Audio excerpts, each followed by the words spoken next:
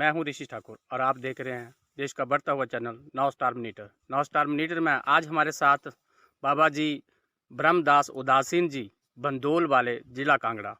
और आज गुरुजी से हमारा मिलना हुआ और हमारा जो इनसे कुछ राजनीतिक पार्टी और समाज के जो हिंदुत्व के उसके बारे में हम बात करेंगे कि गुरुजी का क्या मानना है। गुरुजी, आप काफ़ी समय से यहाँ बंदोल में एक गौशाला चलाते हैं, साथ में लोगों की सेवा कर रहे हैं, उनको आगे मार्गदर्शन कर रहे हैं। तो कितने समय से आप यहाँ पे हैं? मैं माता अन्नपूर्णा धर्मार्थ गौशाला में लगभग 12 वर्षों से हूँ बंदौल में। इससे पहले मैं हिमाचल प्रदेश के विभिन्न क्षेत्रों में गौरक्षा प्रचार करता रहा हूँ और विभिन्न क्षेत्रों में आश्रम कुटिया आदि बनाए हैं और साधनाएं की है। तो अब मैं जो है इस समय बंदौल में स्थायी रूप से निवास कर रहा हूँ। आपने लोगों के लिए धर्म का कार्य किया है। अभी आप जो है हिंदू समाज पार्टी में साथ यहाँ पे संगठन महामंत्री के तौर पे काम कर रहे हैं हिमाचल प्रदेश में। तो इसके बारे में बताएंगे कि समाज पार्टी का यहाँ पे आगाज़ हो गया हिमाचल में तीसरे विकल्प के तौर पर। हिंदू समाज पार्टी को हमने जो है हिंदू समाज पार्टी का सदस्यता ग्रहण करने के पीछे ये कारण है कि भाई जो भारतीय जनता पार्टी प्रदेश में काम नहीं कर पाई है, उस काम को करने के लिए हिमाचल प्रदेश में हिंदू समाज पार्टी आई है। और हिंदू शब्द का प्रयोग जो है भारतीय जनता पार्टी में पार्टी ने केंद्र में भी और हिमाचल में भी अपने वोट बैंक के रूप में इसको भुनाया है। जी, मैं एक बड़ा सवाल आपसे करना चाहता हूँ। हिंदू समाज पार्टी और बीजेपी का जो मानते हैं कि हमारा ये हिंदू जो है, ये हमारा ब्रांड एम्बेसडर है, हम ब्रांड इनका बन चुका है। तो हिंदू समाज पार्टी का हिंदुत्व और भारतीय समाज पार्टी का हिंदुत्व में क्या फ़र्क है?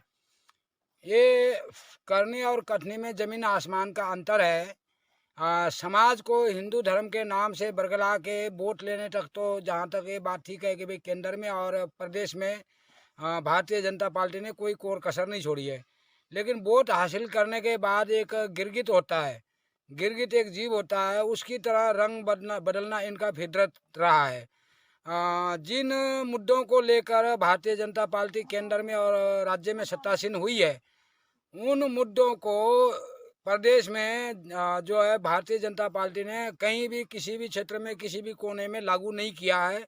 हिंदुइज्म जो है प्रदेश में पूरी तरीके से इस समय खत्म है। धर्मांतरण हो रहे हैं, बहुत सारी चीज़ें ऐसी हो रही है, लव जिहाद फैल रहा है, बहुत सारे कुछ हो रहे हैं जो कि बीजेपी के नाकों के तले हो रहे हैं, बीजेपी की सरकार के चलते हो रहे हैं। और बीजेपी खुद जो है हिंदुत्व के मुद्दे को भूलकर अब जो है वर्तमान में सबका विकास सबका साथ, यानी कि जो हिंदू विरोधी शक्तियां हैं भारत में जो 1947 में यहाँ बस गए थे, उनका तुष्टीकरण करने में लगी है। जिस प्रकार से किसी टाइम बीजेपी कहती थी कि कांग्रेस जो है मुस्लिमों का या अन्य गैर हिंदू जो हिंदू विरोधी ताकतें हैं उनका तुष्टीकरण कर रही है वोट बैंक के लिए। तो आज वही ठीक कांग्रेस के पद चिन्हों पर चलते हुए भारतीय जनता पार्टी केंद्र में क्या तो राज्य में क्या हिंदुत्व ला नहीं पाई है। और हम सब बीजेपी को सफल बनाने वालों में से थे। और आज हम इनके हाईकमान जो भारतीय जनता पार्टी के वरिष्ठ हाईकमान लोगों के रवैया के चलते हताश होकर निराश होकर अब हमने जो है तीसरा विकल्प तैयार करने की योजना बनाई है, जो कि हिमाचल प्रदेश में हिंदुत्व को लाएगी। जी, तो जो हिंदू समाज पार्टी का हिंदुत्व का क्या आपका मकसद है? क्या इसमें आप करना चाहते हैं हिमाचल में? सर्वप्रथम तो हम जो 1947 में होना चाहिए था, भारत को हिंदू राष्ट्र घोषित किया जाना चाहिए था संवैधानिक रूप से, और राज्य को भी हिंदू हिंदू राज्य घोषित किया जाना था, जो कि अभी तक नहीं हो पाया है। तो हम इसको एक तो हिंदू राज्य घोषित करेंगे। उसके बाद जो हिमाचल में रहने वाले जो देवनागरिक हैं, हिंदू नागरिक है, जो 80-90% हिंदू बहुल समाज है हिमाचल में, इनके ऊपर जो है सरकार के तरफ से जो है हिंदुइज्म लागू करने के लिए कोई ऐसा कानून कोई ऐसा संविधान हम बनाएंगे जिससे प्रदेश में सरकार जो है हिंदू समाज को जो है हिंदू धर्म पालन करने के लिए व्यवस्था देगी और हिमाचल को हिंदू राज्य घोषित किया जाएगा। जी, बाबा जी राज कर रहे हैं, बाबा योगी आदित्यनाथ जी। हाँ जी। तो क्या हिमाचल में भी बाबा ब्रह्मदास उदासीन जी का राज होगा? क्या आपको ऐसा लग रहा है कि तीसरी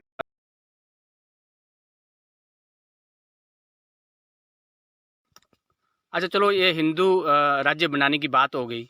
आप एक और बड़ा लेके हम सवाल करते हैं कि उत्तर प्रदेश में बाबा जी राज कर रहे हैं, बाबा योगी आदित्यनाथ जी। हाँ जी। तो क्या हिमाचल में भी बाबा ब्रह्मदास उदासीन जी का राज होगा? क्या आपको ऐसा लग रहा है कि तीसरी पार्टी के रूप में आप उभर के आएंगे और राज करेंगे हिमाचल पर? ऐसा है, हमें पार्टी में आने का या मतलब ऐसा राज करने का कोई शौक नहीं है। ये कि हमारी मजबूरी हो गई है कि हम हिंदू समाज पार्टी के मंच के माध्यम से जो है प्रदेश में विधानसभा में जाएं और वहाँ जाकर जो 50 साल या 70 सालों से जो बिगड़ी हुई व्यवस्था है, जो ये हिंदू जो के नाम से बीजेपी और कांग्रेस ने जो है ये प्रदेश का बेड़ा गर्क किया है, इसको सुधार करने के लिए हम जाएंगे।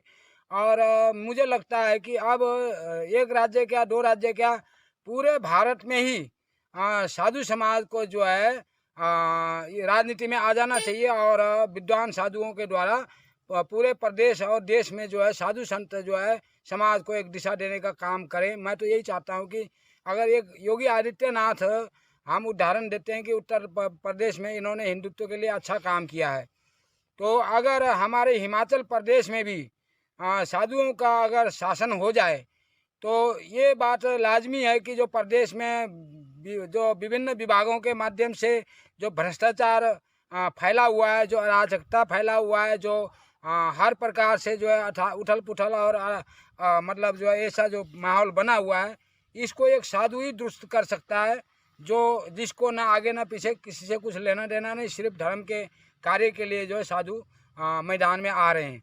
तो मैं समझता हूँ कि मैं भी जो है हिमाचल प्रदेश को जो है एक हिंदू राज्य का दर्जा दिलाने के लिए मेरे से बेहतर शायद हिमाचल प्रदेश में कोई और काम ना कर पाए।